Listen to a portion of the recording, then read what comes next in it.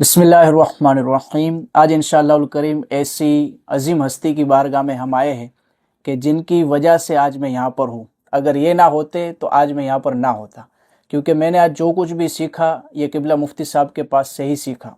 اور ان کا انٹرویو لینے کی 3 اہم وجہ ہے۔ سب سے پہلی وجہ کہ حدیث پاک میں ہے، پیارے آقا صلی اللہ علیہ وسلم نے جو ارشاد فرمایا اس کا خلاصہ ہے کہ جو بندے کا شکر ادا نہیں کرتا وہ اللہ کا بھی شکر ادا نہیں کرتا۔ تو مفتی صاحب کے سکھانے سے، ان کی دعا اور شفقتوں سے آج الحمدللہ فقہ کے اندر ایک اچھی خاصی مہارت مجھے حاصل ہوئی۔ تو اسی چیز کا شکریہ ادا کرنے کی نیت سے میں دارالافتاء کی خدمت کو آپ لوگوں کے سامنے پیش کر رہا ہوں۔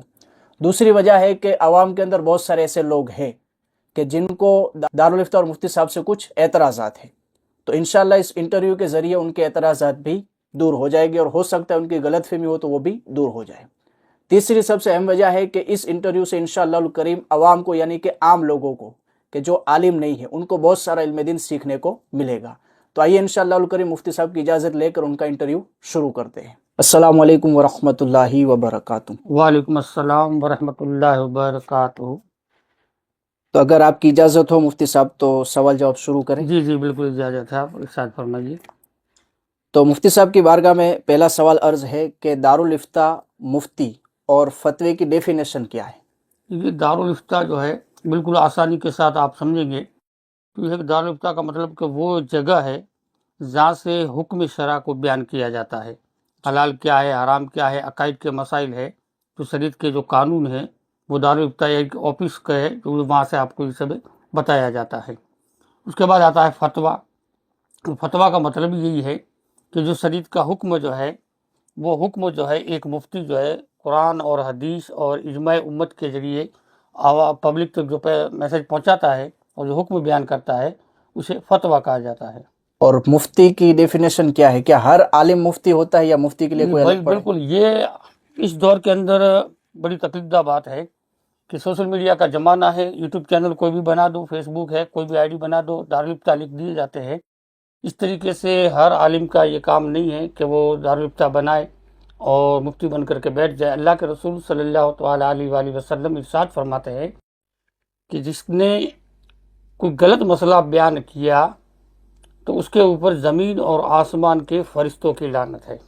اور ایسے ہم سوشل میڈیا کے اوپر دیکھ رہے ہیں کہ بہت سارے لوگ جو ہے دارالافتاء لگا کے بیٹھے ہیں، ایڈنگ میں اپنے آئی ڈی کے اوپر مفتی لکھ کے بیٹھے ہیں، لیکن سوال کچھ اور کیا جا رہا ہے، جواب کچھ اور دیا جا رہا ہے۔ تو یہ ان کی پریکٹس نہیں ہے اور ہر عالم کا یہ کام نہیں ہے۔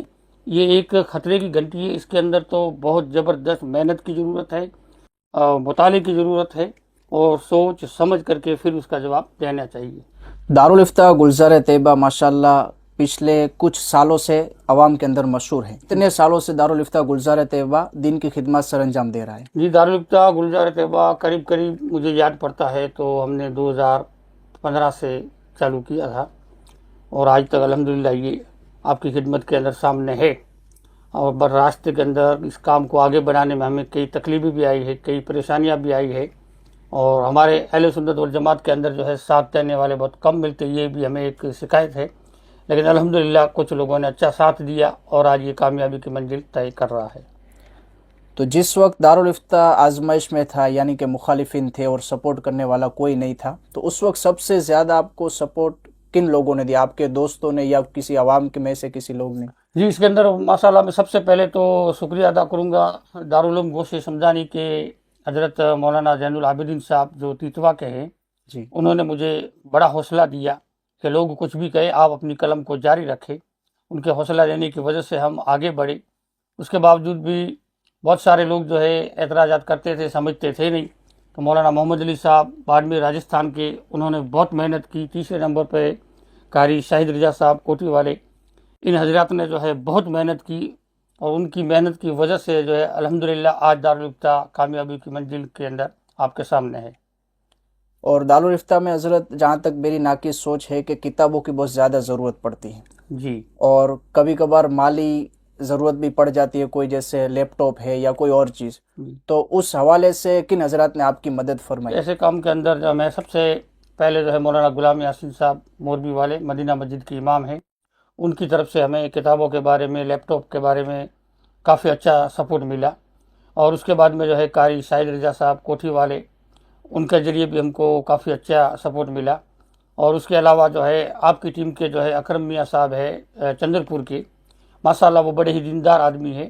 انہوں نے بہت اچھی محنت کی ہے اور دارالفتہ کے اندر خوب سپورٹ کیا ہے وہ، اور ان کے قریب قریب گروپ والے جو ہے 108 کے قریب میرا خیال سے لوگ جو ہے ان سب نے مل کر کے اس دارالفتہ کو آج یہاں تک پہنچانے کے اندر سپورٹ کیا ہے. ہم ان سبھی حضرات کا شکریہ ادا کرتے ہیں. اور حضرت جیسا کہ آپ نے فرمایا کہ 2015 سے سوشل میڈیا پر دارالفتہ آیا، جی تو تب سے لے کر اب تک تقریباً 10 سے 11 سال ہو چکے، تو اتنے عرصے میں دارالفتہ سے کتنے فتاویٰ جاری ہوئے ہوں گے؟ جی الحمدللہ قریب قریب پہلے تو حضرت کیا تھا کہ ہمارے پاس کوئی ریکارڈ رکھنے کا کوئی سسٹم تھا نہیں. یہ بعد میں دھیرے دھیرے بلاگر آنے لگے تو ہم نے ریکارڈ کرنے شروع کیے. تو جب سے ہم نے قریب قریب ریکارڈ تو ہم نے یہ 2017 کے 18 کے بعد میں آغاز کیا ہے، تب سے لے کر 18 تک آج 26 چل رہا ہے، تو قریب قریب 1500 فتوے ریکارڈ پر موجود ہے. اس کے علاوہ بہت سارے فتوے الحمدللہ دارالفتہ گلزار طیبہ نے جاری کیے، لیکن محفوظ نہیں رکھ سکے ہم. تو جیسے حضرت دوسرے جو مفتیان کرام ہیں ان کی فتاویٰ کی پرنٹ آؤٹ ہوتی ہے، یعنی فتاویٰ کی بک ہوتی ہے کتاب کی صورت میں، جی تو کیا آپ کی جو فتاویٰ ہے اس کی بھی کوئی کتاب چھپ چکی ہے عوام جی کے اندر آ چکی ہے؟ الحمدللہ فتویٰ جاویدیہ کے نام سے ایک سے لے کر قریب قریب مجھے یاد پڑتا ہے 8 حصوں کے اندر ہے، اور اب بھی یہ کام آگے بھی جاری ہے، اور انشاءاللہ آگے بھی اس کے حصے آتے رہیں گے. تو یہ کتابی صورت میں یا PDF میں؟ یہ PDF کی صورت کے اندر ہے. کتابی صورت کے اندر تو ہمیں کیا ہے کہ مال کی ضرورت ہوتی ہے، اور ایسے دیندار حضرات ابھی تک کوئی ملے نہیں ہیں.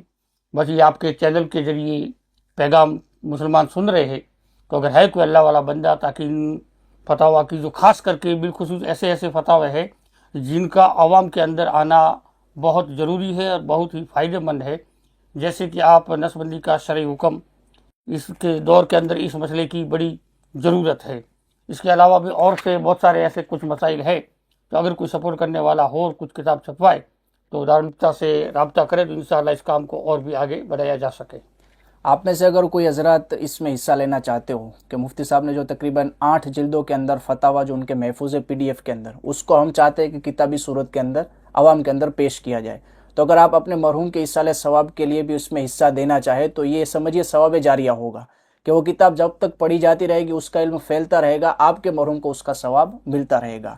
ہم یوں فضول خرچی میں بہت سارے اڑا دیتے ہیں، اپنے شوق کے اندر اڑا دیتے ہیں، تو ایسا کام بھی مرنے سے پہلے ضرور کرنا چاہیے کہ جو ہم قبر میں چلے جائیں اور ہمیں فائدہ دے. انشاءاللہ اسکرین پر مفتی صاحب کا کانٹیکٹ نمبر اور ای میل نمبر آ رہا ہوگا، آپ میں سے اگر کسی کی بھی نیت بنتی ہو تو مفتی صاحب سے ڈائریکٹ رابطہ کریں.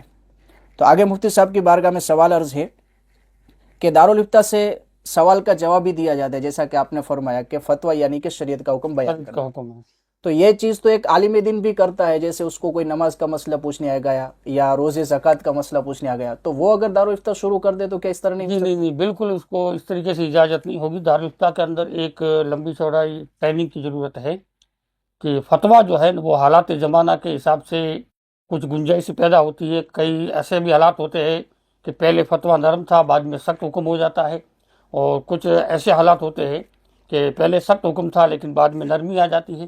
تو ان سب چیزوں کے اصول کی جو واقفیت جس شخص کو نہیں ہے، تو اگرچہ وہ عالم ہے لیکن اسے فتویٰ دینے کا حق ہرگز نہیں ہے.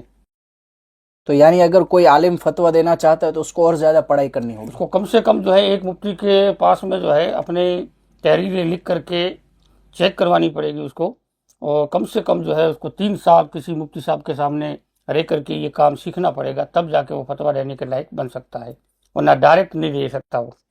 اور دوسری ایک عرض یہ تھی مفتی صاحب کہ عوام کے اندر بھی اس طرح سے غلط فہمی پھیلی ہوتی ہے کہ بھئی ایک مفتی جائز کہتا ہے دوسرا ناجائز کہتا ہے، تو ہم مانے کس کی؟ دیکھیے اس کے اندر ایسی بات ہے کہ یہ عوام کے سمجھ کی فرق ہے. ہر مفتی کے پاس اپنی اپنی دلیلیں ہوتی ہیں، اور یہ خاص بات عوام اہل سنت کو سمجھنے کی ضرورت ہے. اللہ کے رسول صلی اللہ تعالیٰ علیہ وآلہ وسلم کا بڑا پیارا ارشاد ہے کہ میری امت کے علماء کا اختلاف جو ہے وہ رحمت ہے. تو اس اختلاف کے اندر بھی رحمت ہے، اس کے اندر ہر مفتی اپنی اپنی دلیلیں ہوتی ہے. اب آپ کو یہ کرنا ہے کہ شخصیت پرستی سے باہر آ کر کے یہ دیکھنا ہے کہ کس مفتی کے فتوے میں کون سے مفتی کا فتویٰ جو ہے قرآن اور حدیث اور اجماع امت کے قریب ہے، اس فتوے پر آپ کو عمل کرنا چاہیے. ورنہ اب اپنی اپنی دلیلیں ہوتی ہے، سب اپنی اپنی جگہ پر برابر ہے، کسی کی بے ادبی نہیں کرنی چاہیے، کسی کو غلط نہیں کہنا چاہیے. یہ چیز آج کل جو ہے سوشل میڈیا کے اندر بڑی چلتی ہے تو یہ بہت ہی غلط ہے، اس سے پرہیز کیا جائے۔ اور اسی میں سے حضرت ایک سوال ذہن میں آ رہا ہے، کیا آج کل کے مفتیان کرام میں اختلاف ہے یا پہلے بھی اس طرح اختلاف ہوا کرتا اختلاف تو جو ہے یہ صحابہ کرام سے چلا آ رہا ہے، جی اور یہ اختلاف قیامت تک رہے گا۔ اور کبھی کبھی اختلاف، جیسے میں نے ابھی آگے عرض کیا کہ اللہ کے رسول کا فرمان کہ علماء کا اختلاف تو رحمت ہے۔ جی ہم نے خود جو ہے نسل بندی کا شرعی حکم جب اس کی تحقیق لکھی تو قریب قریب بہت سارے مفتیان کرام نے مجھ سے اختلاف کیا، لیکن ایک وقت وہ آیا کہ جو مفتی صاحب مجھ سے اختلاف کر رہے تھے انہی کو اس میرے فتوے کی ضرورت پڑی اور میرے فتوے پر ان کو عمل کرنا پڑا۔ ماشاء تو یہ تو ایک اللہ کی رحمت ہے۔ علماء کا اختلاف ہوتا ہے، آپ کو جو ہے سب علماء کرام کو، اہل سنت کے جتنے مفتیان کرام ہیں ان کو ادب کی نگاہ سے، محبت کی نگاہ سے دیکھیں۔ اب آپ کے بہت سارے فتاوی الحمدللہ پڑھنے کا موقع ملا، تو اس میں کئی ایک فتاوی ایسے ہے کہ جس میں آپ نے اب تک کے مفتیان کرام سے ہٹ کر اپنا موقف بیان کیا، جی کہ جس موقف پر وہ چلتے تھے، جس چیز کو وہ جائز کہتے تھے، یا جس چیز کے بارے میں اب تک مفتیان کرام کی کچھ رائے تھی اس سے ہٹ کر آپ نے کچھ فتاوی دیے، تو اس کے پیچھے کیا وجہ ہے شریعت کی؟ دیکھیے، مفتیان کرام نے جنہوں نے جو فتوے دی ہے اپنی اپنی تحقیق ہے، ہم نے ایک گہری تحقیق کی خود۔ ہم جو ہے کئی سالوں تک کچھ چیز کے بارے میں انہی مفتیان کرام کی پیروی کے اندر زواج کا فتویٰ دیتے تھے، لیکن جب ہم نے تحقیق کی اور ہمارے سامنے یہ آیا کہ یہ چیزیں جو ہے وہ بالکل غلط جا رہی ہے، تب جب تحقیق کرنے کے بعد جب صحیح علم آ جاتا ہے تو اگلے فتوے سے ہم رجوع کر لیتے ہیں اور وہ ہم اپنی تحقیق بیان کرتے ہیں۔ اور پھر بھی میں نے آگے بھی کہا ہے کہ اب بھی بہت سارے مفتیان کرام ایسے ہیں جو جس چیز کو جائز کہتے ہیں ہم اس کو ناجائز کہتے ہیں۔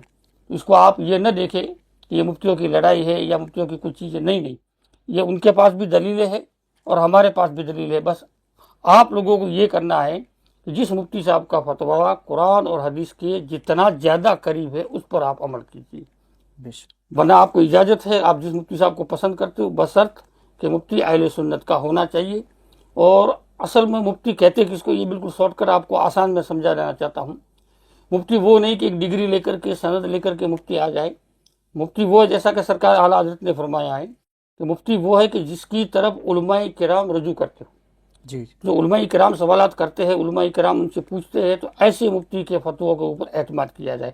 ورنہ سوشل میڈیا کا زمانہ ہے، میں نے ایسے مفتی دیکھے ہیں کہ میرا دل خون کے آنسو رونے کو پسند کرتا ہے۔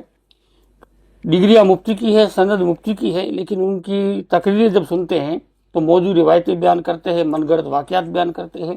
اب ایسے مفتیان کرام کو آپ سنو گے اور ان کی باتوں پر عمل کرو گے تو گمراہ ہونے کا پورا خطرہ ہے۔ اس لیے ہمیشہ یہ دیکھے کہ مفتی کون ہے، علم اس کو دیکھے، اور جتنا قرآن اور حدیث کے قریب اس کی باتیں ہوتی ہے اس پر آپ عمل کریں۔